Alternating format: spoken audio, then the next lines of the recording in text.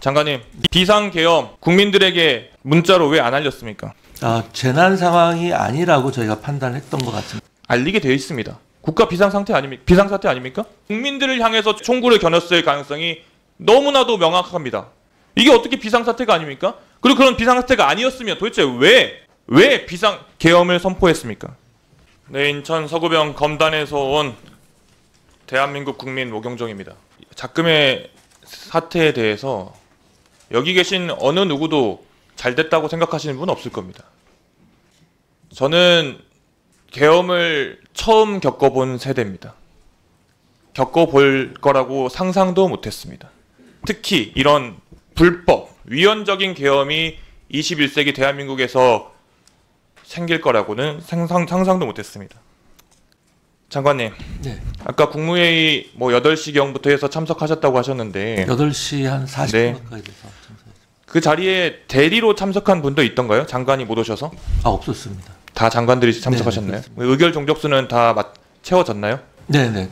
의결 정수가 채워진 다음에 어느 정도 형식을 갖춘 국무회의가 시작됐습니다. 장관께서는 국무위원이잖아요. 네. 그냥 단순히 국무위원이 아니라 행정안전부를 전체 대표하고 행정안전부 업무를 총괄하는 분이시지 않습니까? 네, 그렇습니다. 행정안전부 장관으로서 대통령에게 어떤 이야기를 했습니까?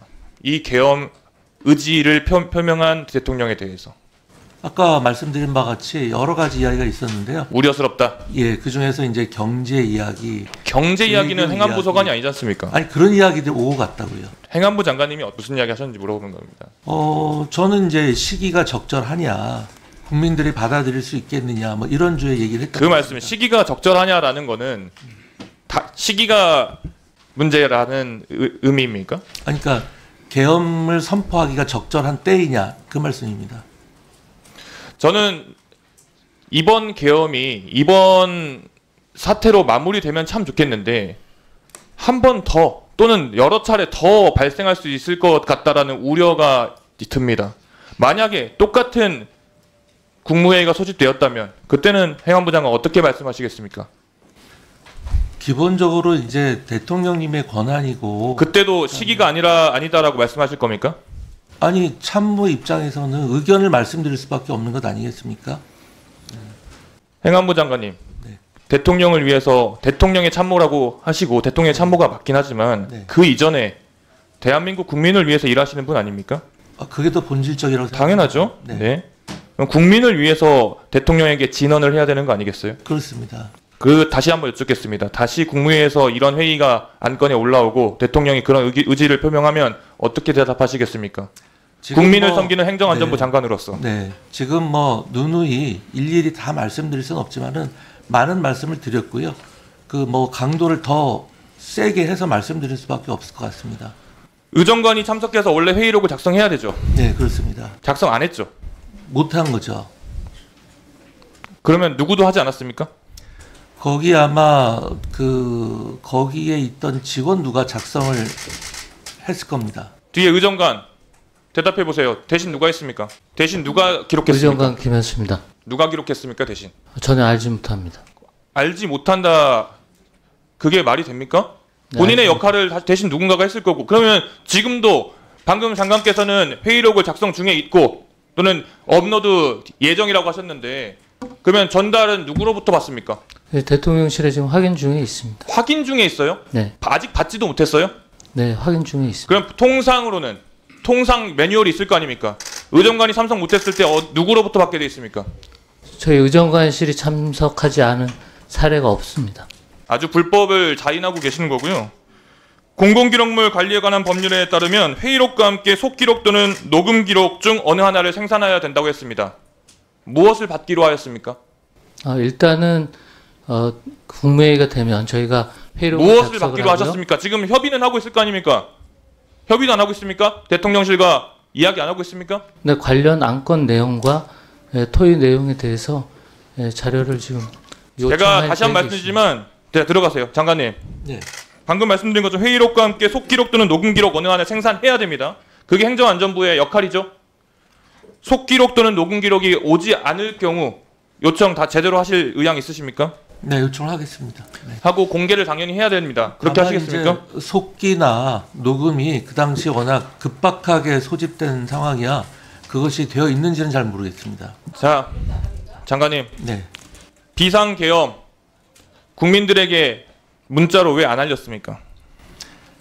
그것은 안 이제 알린 겁니까? 못 알린 겁니까? 재난 상황이 아니라고 저희가 판단했던 것 같습니다. 재난 문자 방송 기준 및 운영 규정 제9조 제1항 3호 국가 비상상태 관련 상황 정보를 알리게 되어 있습니다. 국가 비상상태 아닙니까? 비상사태 아닙니까?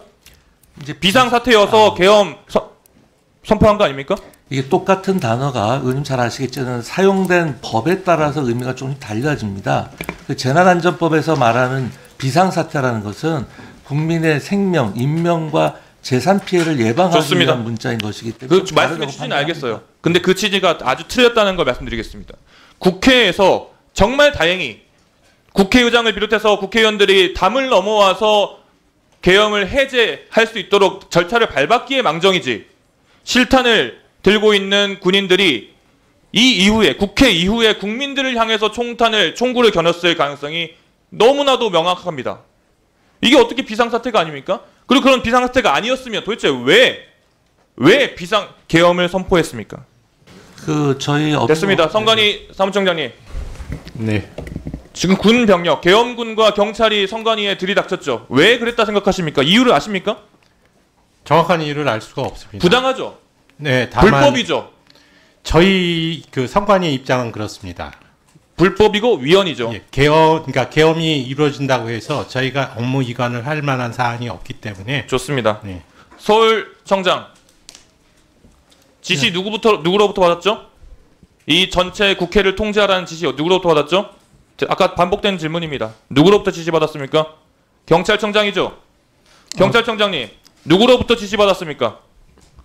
본인 판단입니까? 처음에 한 거는 제 판단이었고요.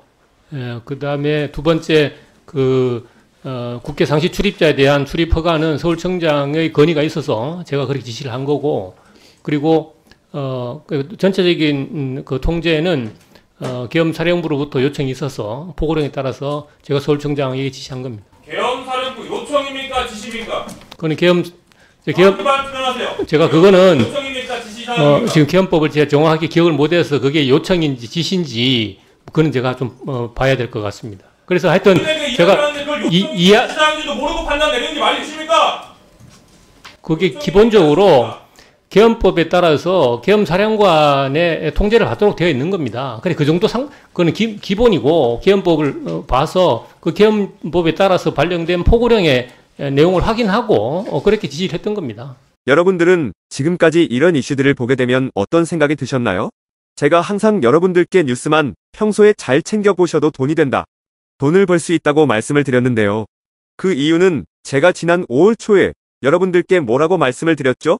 지금은 정부가 주목하고 있는 K푸드에 관심을 가져야 한다. 뉴스만 보고 끝내지 마시고 투자 쪽으로 한번 생각해 보셔야 한다. 라고 말씀을 드렸습니다. 그리고 나서 이런 썸네일들을 뉴스를 통해서 많이 보셨을 텐데요. 이렇게 정부가 정책으로 밀어주는 산업이 이슈가 됐을 때 정보에 민감한 부자들은 어떻게 생각할까요? K푸드 관련주는 뭐가 있는지, 어떤 종목이 나에게 돈을 벌어다 줄 수 있는지를 생각한다고 말씀을 드렸죠? 그 이유가 뭐냐 하면 부자들이 봤을 때는 이슈가 곧 돈으로 이어지고 이런 이슈들이 돈을 벌어준다는 경험적 확신이 있기 때문에 부자들은 항상 이런 사회적 이슈들을 관심 있게 챙겨본다고 말씀을 드렸습니다. 실제로 제가 지난번에 시청자분들과 함께하는 주식으로 수익 내기 이벤트를 진행했었는데요. 당연히 100% 무료로 진행했고 여기 보시면 저한테 구독이라고 문자 남겨주신 모든 시청자분들께 이렇게 K푸드 관련주 중에 가장 급등할 확률이 높은 한성기업 딱 한 종목을 여러분들에게 추천을 드렸어요.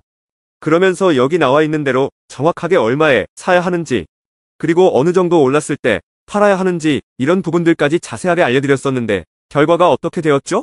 오른쪽을 보시면 아시겠지만 제가 5월 2일에 문자로 이 한성기업을 소개해드리고 나서 주가가 이렇게 2배 넘게 급등이 나왔다. 그래서 당시에도 굉장히 많은 분들이 제가 드린 한성기업으로 수익을 내셨을 텐데요. 다시 한번 축하드린다고 말씀을 드리고 이번에도 마찬가지입니다. 최근에 정부가 집중적으로 밀고 있는 산업이 해외 건설 시장이고 그 중에서도 K신도시에 대한 관심도가 계속해서 높아지고 있기 때문에 관련 종목들이 부각받을 수밖에 없다. 그 중에서도 정부가 가장 핵심적으로 밀어줄 것으로 예상되는 K신도시 대장주 한 종목에 돈이 몰릴 것이다. 당연히 우리가 이쪽으로 생각해야 한다는 겁니다. 그래서 이번에도 지난번과 똑같이 저에게 신청이라고 문자 보내주시면 정부가 강력하게 추진할 것으로 예상되는 K신도시 정책주 중에 앞으로 대장주 역할을 하면서 주가가 가장 크게 급등할 한 종목을 구독자분들에게 문자로 종목명과 사고 파는 시점을 모두 알려드리겠습니다. 그래서 여러분들이 주식으로 돈 버는 연습을 한번 해보시라 이렇게 말씀을 드리고, 지금 이 영상을 보시는 시청자분들 중에 나도 이번 종목이 궁금하다 하시는 분들은 누구나 상관없이, 그리고 어느 시간대나 상관없이 부담없이 이렇게 상단에 제 번호를 항상 남겨놓고 있습니다. 제 번호 010-4406-8870번으로 저에게 지난번처럼 신청이라고 문자 보내주시면 제가 이번에도 똑같이 무료 추천 급등주 문자를 보내드리겠습니다. 이해되시죠? 그래서 제 번호 010-4406-8870번으로 신청이라고 문자 보내주시면 여러분들이 직접 이슈를 통해서 돈 버는 연습을 해보실 수가 있는 거고, 제가 돈을 받는 것도 아니고 투자를 대신해드리는 것도 아니기 때문에 부담없이 신청해주시면 되는 겁니다. 그리고 수익이 나면 저는 다른 것은 바라지 않습니다. 제 채널에 구독, 좋아요 한 번씩만 눌러주시면 감사하겠습니다.